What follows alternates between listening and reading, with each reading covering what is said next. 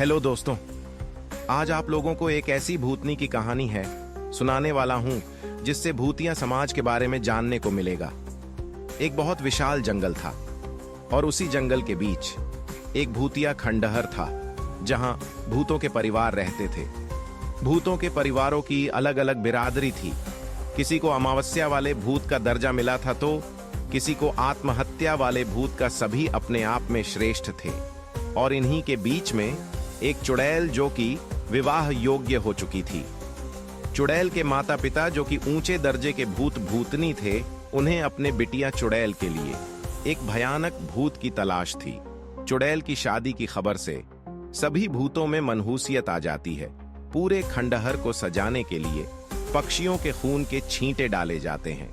चुड़ैल अपनी शादी की खबर सुनते ही बेशर्मों की तरह सारे खंडहर में जोर जोर से हंसकर उड़ने लगती है। भूत भूतनी भी अपनी बेटी को देखकर बहुत दुखी होते हैं। भूत भूतनी अपनी बेटी के लिए एक भयंकर भूत की तलाश में थे, लेकिन उन्हें 5 भूतों के रिश्ते आते हैं। चुड़ैल के पिता अपनी बेटी चुड़ैल को मनमर्जी का पति चुनने की इजाजत देते हैं।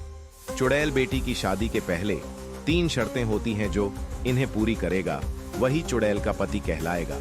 5 में से पहली शर्त भूत का स्वयं का खूनी इतिहास से भरा डरावना खंडहर होना चाहिए।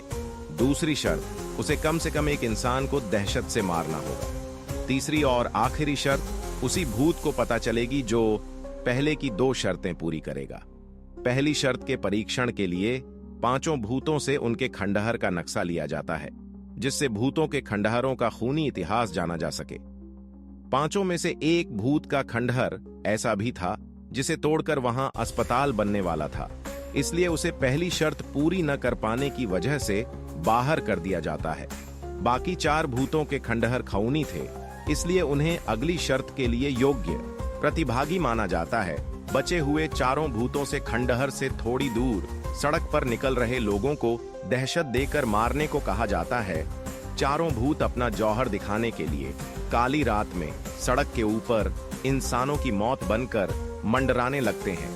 पहला भूत रास्ते से आ रही बस के सामने भयानक चेहरा दिखाते हुए खड़ा हो जाता है, लेकिन बस ड्राइवर बिना गाड़ी रोके भूत के ऊपर से ही बस निकाल कर चला जाता है, जिस वजह से यह भूत अयोग्य साबित हो जाता है। दरअसल यह मेन हाईवे था, यहाँ राहगीरों का आना जाना लगा रहता था।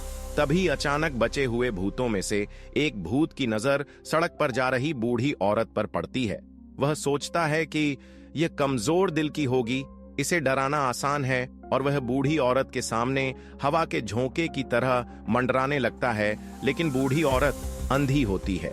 वह भूत को हवा का झोंका समझकर लकड़ी के सहारे आगे बढ़ती जाती है और यह भूत बुढ़िया को दहशत देने में नाकामयाब हो जाता है।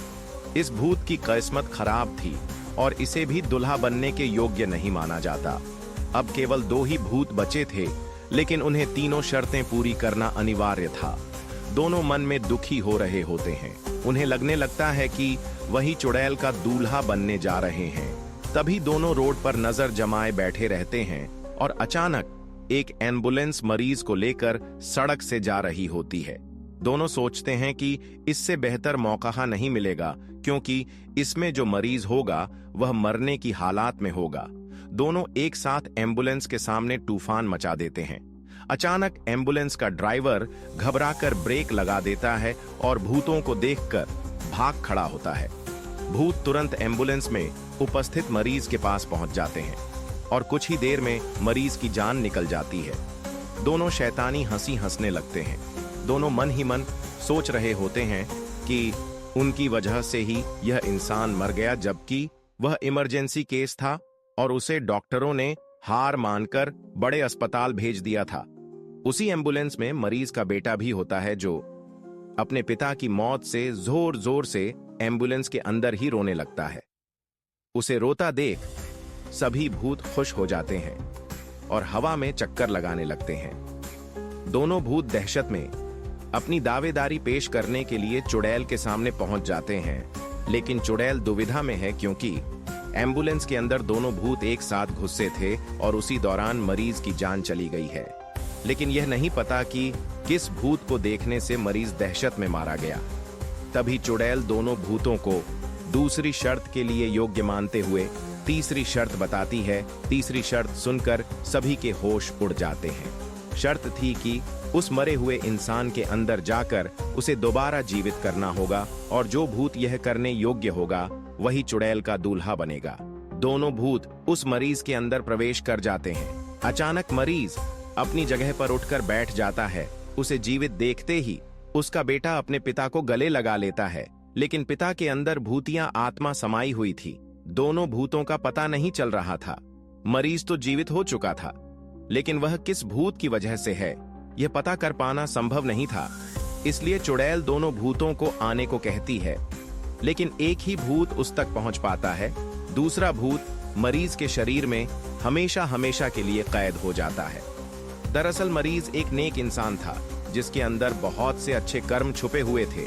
इसी वजह से अंदर गया भूत दोबारा बाहर नहीं आ पाता और वह एक पवित्र आत्मा बन जाता है। मरा हुआ मरीज जिंदा होकर अपने बेटे के साथ चलते फिरते घर पहुंच जाता है और आखिरी में बचे हुए भूत को ही चुड़ैल का दूल्हा घोषित कर दिया जाता है। चुड़ैल दुखी दुखी जानवरों की खोपड़ियों की माला विजेता भूत को पहना देती है और दोनों पति पत्नी खून के प्याले के साथ अपनी भूतिया जिंदगी की शुरुआत करते हैं। चुड़ैल और उसके नवविवाहित पति ने खून के प्याले के साथ अपनी भूतिया जिंदगी का पहला अध्याय शुरू किया। दोनों ने खंडहर में रहने वाले सभी भूतों और आत्माओं के साथ एक बड़ा जश्न आयोजित किया। इस जश्न में पक्षियों के खून से तैयार की गईं लाल फव्वारों की धारें, हवा में झूलते चमगादड़ों के झुंड और खंडहर के हर कोने में टंगे हुए पुराने कंकालों की सजावट थी। चुड़ैल की मां ने इस जश्न में अपनी बेटी और दामाद के लिए एक विशेष शापित उपहार तैयार किया था, एक अदृश्य महल जो खंडहर के सबसे भयानक हिस्से में स्थित था। यह महल केवल चुड़ैल और उसके पति के लिए सुलभ था और बाकी भूत इसे केवल दूर से देख सकते थे। यह महल हर अमावस्या की रात में अपने आप खून की बारिश से धोया जाता था, जिससे उसका भयानक रूप और भी चमकने लगता था। इधर चुड़ैल और उसके पति ने एक नई योजना बनाई। वे अब अपने डरावने कारनामों से आसपास के इंसानी गांवों को दहशत में लाने का सोचने लगे। उनकी पहली योजना थी रात को गांव के कुओं में शापित साएं छोड़ना, ताकि जो भी उस पानी को पिए वह भयानक सपने देखे और अपने होश खो बैठे।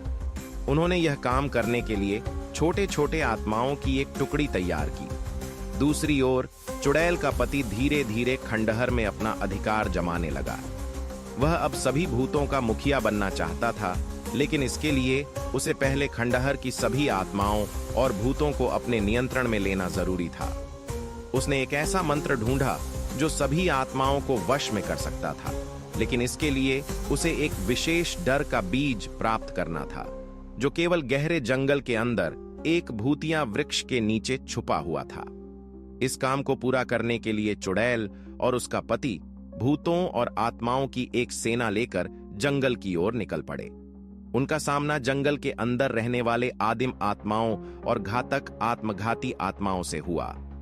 इन आत्माओं ने उन्हें रोकने की पूरी कोशिश की, लेकिन चुड़ैल ने अपनी जादुई शक्ति से उन्हें मात दी। जब वे भूतिया वृक्ष तक पहुंचे तो वहां उन्हें सबसे भयानक आत्मा का सामना करना पड़ा। यह आत्मा जंगल के सभी भूतों और आत्माओं की रानी थी।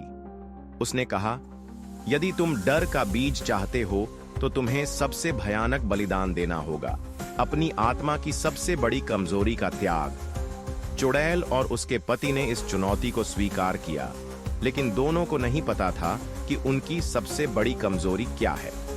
अब उनके पास केवल एक अमावस्या की रात का समय था, वरना वे डर के बीज को कभी नहीं पा सकते थे। क्या चुड़ैल और उसका पति इस चुनौती को पूरा कर पाएंगे? क्या वे डर का बीज हासिल करके खंडहर के सबसे शक्तिशाली बन सकेंगे? और इसी के साथ भूतिया कहानी खत्म हो जाती है। अगर यह कहानी आपको पसंद आई हो तो इसे लाइक और सब्सक्राइब करें, अपने दोस्तों के साथ शेयर करें और साथ ही साथ कमेंट करके बताएं कि यह कहानी आपको कैसी लगी। धन्यवाद।